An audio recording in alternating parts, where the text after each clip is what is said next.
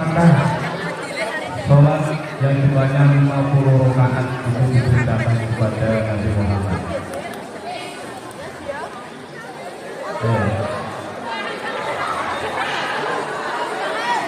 Pada ulama tidak tahu kan? Mungkin nanti boleh diambil di buku. Oh ini sudah langsung